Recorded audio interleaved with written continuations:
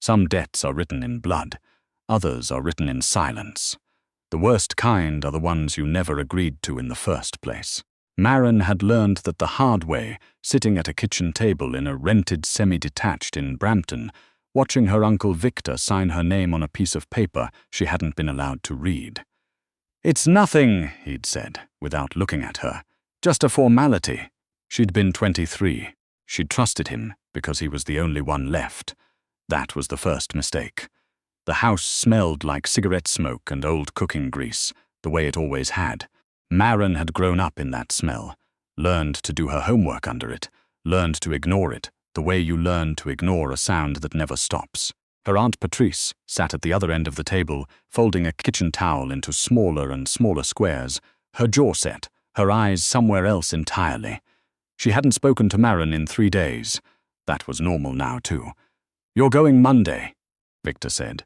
He finally looked at her. His eyes were the flat, cautious eyes of a man who had calculated everything and was waiting to see if the math held. "You'll stay there until the account is cleared." "What account?" Maren said. "Don't be difficult. I'm not being difficult. I'm asking a question." Patrice set the towel down. "Your uncle has worked very hard to give you a roof over your head since your mother. Since my mother died," Maren said. "You can say it." The silence that followed was the kind that settles into a room like weather. Maren looked at the paper on the table, her name in her uncle's handwriting in the signature line. Below it, a number she recognized because she'd spent 2 years studying accounting at Sheridan, before they'd pulled her out of school to help with the restaurant, before the restaurant had failed, before everything had come apart at the seams. The number was $340,000. She looked at Victor. "What did you do?" He didn't answer. "What did you do, Victor?" Patrice stood up and left the kitchen. Victor folded his hands on the table the way men do when they've decided something and just need the other person to accept it. "Calloway's people came to see me in December," he said. "I owed them. The business." He stopped. Started again. The number got larger than I expected. I didn't have a way to cover it by January. Calloway. Maren knew the name. Everyone in certain parts of the city knew the name, the way you know the names of things that exist mostly in the margins of your awareness. A cold front moving in from the west, black ice on the 401. Present, dangerous, best ignored. "You put my name on a debt to Calloway's people. It's temporary." "Temporary," she laughed. The sound surprised her. "That's my name on that paper, Victor. My signature that you forged. That's not temporary. That's a crime. You can call it what you like," he said, standing. "You leave Monday at 7. Someone will come for you." He walked out of the kitchen. Maren sat there for a long time looking at the number. $340,000. She thought about running. She thought about calling the police. She thought about both of those things the way you think about options when you're standing at a door that only opens one way. You see them clearly, and then you see why they don't work. The police meant Victor went to prison. Victor going to prison meant Patrice lost the house. It meant Maren had nothing and no one in this city. And running meant Calloway's people found her eventually, and they found her alone. She didn't sleep that weekend. She sat at her desk and she ran numbers on a notepad until the margins were full, looking for a way through that wasn't there. Monday came the way bad things always do, quietly, on time. The man who came to the door was not who she expected. She'd expected something obvious, something that announced itself. Instead, she got a slight, tired-looking man in a grey coat who introduced himself as Rice and asked if she had a bag. She had one bag. She'd spent Sunday night packing it and repacking it, deciding what mattered and what didn't, which turned out to be a useful exercise in finding out that almost nothing did. Rice drove her east out of the city, past the kind of industrial landscape that Toronto grows like a second skin along its edges, warehouses, container lots, the backs of big-box stores. Eventually the warehouses gave way to a part of the waterfront that Maren didn't recognize, a neighborhood that hadn't made it onto any map she'd ever looked at. The buildings were older here, heavier, the kind of architecture that doesn't ask for attention because it doesn't need to. He pulled up to a building that looked like an import company. There was a small plaque by the door that said Carver and Associates, Logistics. The glass in the windows was tinted a color that didn't let you see in. "This is it," Rice said. Maren looked at it for a moment, then she got out of the car. The inside was colder than outside and smelled like paper and something metallic she couldn't name. A woman at the front desk didn't look up when they came in. Rice led her down a corridor that turned twice and ended in a set of stairs. They went down. The office at the bottom was large and almost entirely empty of anything personal. A desk, 2 chairs, a window that looked at nothing, bookshelves with binders on them in the same dark green. On the desk a lamp with a low yellow light. Behind the desk a man. The first thing Maren noticed was that he didn't look up. The second thing she noticed was that he was reading a file she recognized. It had her name on the tab. He read for another moment. Then he closed it. "Sit down," he said. His name was Calloway. She didn't know his first name. Nobody, as far as she could tell, used it. He was somewhere in his 40s, though it was the kind of age that's hard to place on a man who looks like he stopped being young for reasons that had nothing to do with time. There was a scar along his left jaw, faded enough to be old. His hands on the desk were still. His eyes, when he finally looked at her, were a color between gray and brown that seemed to absorb more than reflect. "Your uncle," he said, "is an idiot." "Yes," Maren said. He looked at her the way you look at something that said something unexpected, just for a second. Then it was gone. "He signed your name to a repayment agreement. Under Ontario law, as I'm sure you're aware, that's unenforceable without your consent." Maren said nothing. "Which means," he continued, "that technically I have no claim on you at all." The word technically sat in the air between them. "Then why am I here?" she said. "Because your uncle has nothing I can liquidate. His restaurant was mortgaged twice, the equipment is leased, and the apartment belongs to his wife's sister. The $340,000 he owes me exists, at this point, only as a number. I know what a number is." He looked at her again, that same brief, recalibrating look. "What he does have," Calloway said, "is you. And you, according to what I've been told, have a particular set of skills. I have a 2-year diploma in accounting from Sheridan that I didn't finish. You also reconciled the books for a restaurant that was running on a 19% operating margin while paying above-market rent and 2 leases. You caught a discrepancy in a supplier invoice that saved them roughly $8,000 in Q3 of 2023. You built a cash flow tracking system in a spreadsheet because the restaurant couldn't afford software." He paused. "I'm thorough." Maren's hands were very still in her lap. "What I need," he said, "is someone to work in my accounts office. Someone who can read a ledger without flinching, identify irregularities, and not ask questions about the nature of the business. You want to hire me. I want to use you as collateral that can actually generate value. There's a distinction. That's a very careful way to describe what you're doing. I run a careful operation." He opened a drawer and set a document on the desk. "You work for me for 18 months. Standard hours, 9 to 5, here in this building. You'll have your own office. You don't discuss your work outside these walls. At the end of 18 months, the debt is cleared. Against me, against you, against your uncle. Finished." He paused. "Or you leave now. I pursue your uncle through channels that will be significantly less comfortable for him, and you spend the next several years watching that happen." Maren picked up the document. She read it. She read it properly, all the way through, which took almost 7 minutes. Calloway waited without apparent impatience. It was, structurally, an employment contract. The terms were specific. The pay was listed, which surprised her. It was not a small number. She set it down. "Why is there pays?" she said.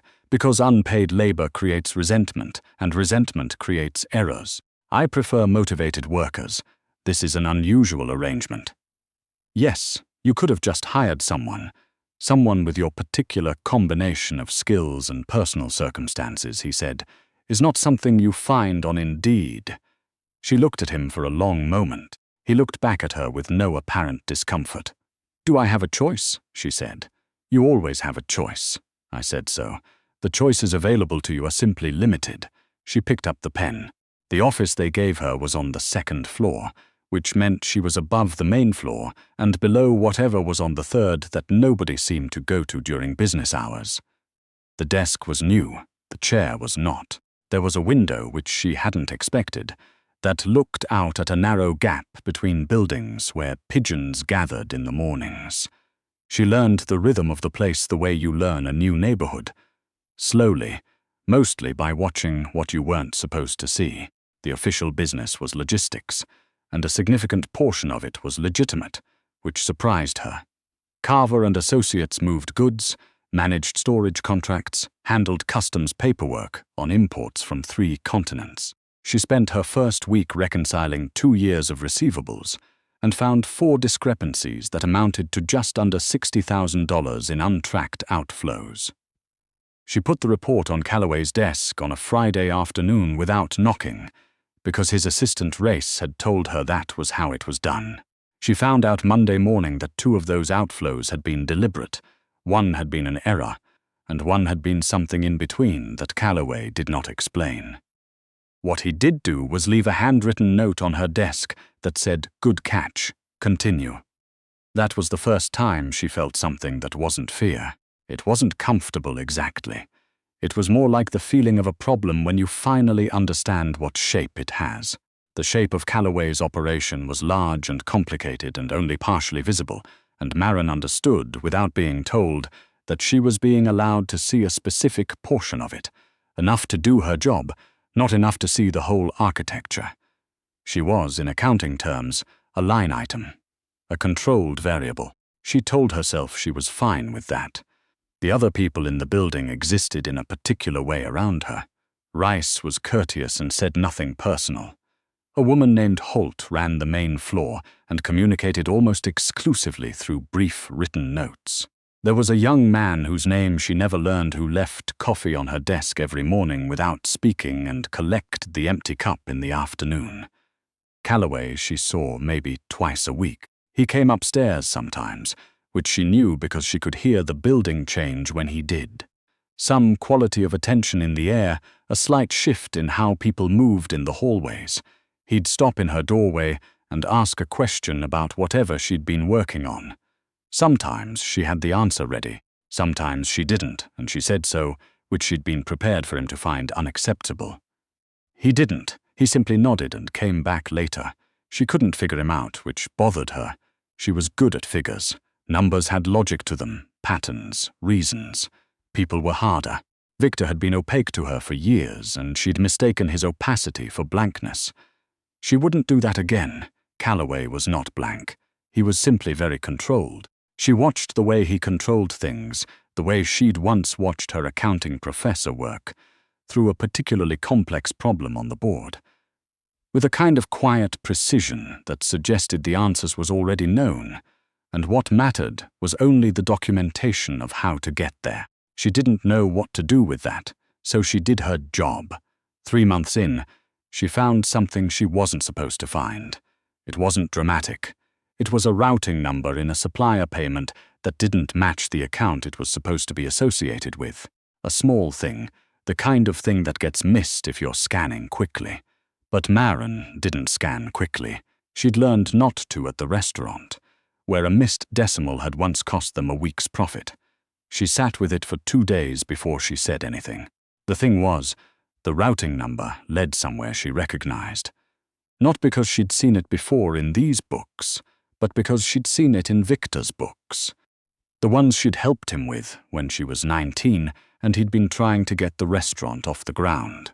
A holding company he'd mentioned once casually that she'd always assumed had been dissolved. It hadn't been dissolved. It was sitting inside Calloway's supplier network like a small, quiet fact. She brought it to him on a Wednesday. She set the printout on his desk and didn't say anything, just stood there while he read it. He read it twice. "When did you find this?" he said. "Monday. Why didn't you bring it immediately? I wanted to make sure I was right before I said something." He looked at her. Something shifted in his face that wasn't quite readable. "And are you right?" "Yes." He set the printout down. He was quiet for a moment. Not the silence of someone thinking. The silence of someone who already knows and is deciding how to respond. "Your uncle," he said, has been a more resourceful idiot than I gave him credit for. Victor's been running money through that holding company, Maren said. Into your operation. That's not debt repayment. He's been laundering something through you without your knowledge. Apparently, that's a liability for you.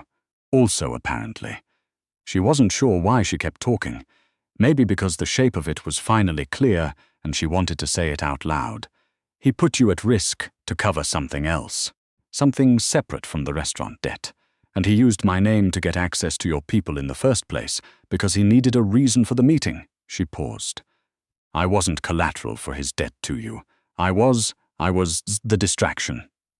Calloway looked at her for a long moment. Yes, he said. The room was very quiet. Maren heard the pigeons outside the window. You knew, she said. I suspected. I didn't know the full shape of it until now. He stood, which he rarely did when she was in the room. He went to the window and stood with his back to her. What I didn't anticipate, he said, was that you'd find it. Was that a test? No. It was a miscalculation. I thought the routing was buried deep enough. It wasn't. No. He turned. It wasn't. She looked at him. He looked back. The quality of the silence had changed into something she didn't have a word for. What happens now? She said. Now I make some calls, and your uncle's holding company disappears, along with the remainder of his original debt to me. He picked up the printout. You understand what that means. It means Victor gets away with it. It means the problem goes away quietly, without any of us appearing in a courtroom or a police report. Yes, and the 18 months. He looked at her again. What about them? Am I still here for 18 months? The pause before his answer was exactly 3 seconds. She counted. That depends, he said, on whether you want to be. She went home not to the Brampton house, to the apartment she'd rented in September with 2 months of her salary, and she sat with it. She thought about what she'd expected this to feel like. The moment when the shape of things became clear, she'd expected anger. She'd expected the particular cold fury of a woman who'd been used as a game piece by 2 men who'd both decided her value was instrumental. She'd expected to want to walk into that building and tell Calloway exactly what she thought of the entire arrangement. Instead, she felt something more complicated, which annoyed her. Because the truth, the inconvenient, poorly timed truth, was that the last 3 months had been the first months in years when she'd used her brain for what it was actually good at. She'd caught things, she'd fixed things. She'd sat in a quiet office with a problem that had a shape she could trace, and she'd traced it. She'd been good at this, and someone had noticed. Not in the way Victor had noticed. Not as a resource to exploit. In the way Calloway had noticed, which was different, which was the noticing of someone who understood what a precise instrument was worth. She didn't want to think too hard about why that mattered to her. She went back on Thursday. Calloway was in the hallway when she arrived, which was unusual. He stopped when he saw her. He didn't say anything right away. I looked into the routing further last night, she said, because she needed to say something first, something that had nothing to do with the other thing. There are 2 more holding companies connected to the first one. They're clean, but they'll need to be documented separately to close the liability properly. He was quiet for a moment. All right, he said. I can have the documentation ready by end of week. All right, he said again. She started past him toward the stairs. Maren. She stopped. She'd never heard him use her first name. She turned around. His expression was what it always was. Controlled, precise, giving away only what he'd decided to give away. But she was getting better at reading what wasn't given. Your contract, he said, has a standard termination clause. Mutual consent, 30 days notice. I'm aware of that. If you wanted to invoke it, he said, I would consider the debt resolved regardless of timeline. She looked at him. And if I don't invoke it, she said carefully, then you keep doing what you've been doing. He held her gaze, which I'd prefer. She thought about it. Right there in the hallway, which was not where she'd have chosen to have this conversation, she thought about it properly. The way she approached any problem with an answer she wasn't sure of yet. She ran the variables. She looked at the shape of the thing. I'd like a renegotiated rate, she said. Senior analyst, not junior. And I want the title changed on my employment record. Something moved in his face. Not a smile, exactly. Something more controlled than that. Done. She turned back toward the stairs. Calloway, she said without turning around. Yes. If you try to use me as a game piece again, I'll find it and I'll document it. The silence behind her had a quality she was beginning to recognize. The quality of a man recalibrating. I know, he said. The months that followed were different. Not soft. Nothing about Calloway's operation was soft. And nothing about Maren's position in it became comfortable in any easy sense. She still went through the ledgers with the particular attention of someone who has learned the hard way that the numbers you miss are the ones that matter. She still sat in her office with the window and the pigeons and the green binders, and she still came downstairs twice a week to put reports on Calloway's desk. But there was a directness to it now that hadn't been there before. He stopped asking questions about her work and started asking questions about her reasoning. Not checking her answers, but understanding how she'd arrived at them. The way you take apart a machine not to fix it, but to see how it runs. She found herself explaining things she'd never had to put into words, which was its own kind of difficult and its own kind of satisfying. Rice, she noticed, had started deferring to her on certain things. Small things, routing questions, supplier discrepancies, a question about a tariff code that came up in a Hong Kong shipment. She answered them. She noticed that Calloway noticed her answering them.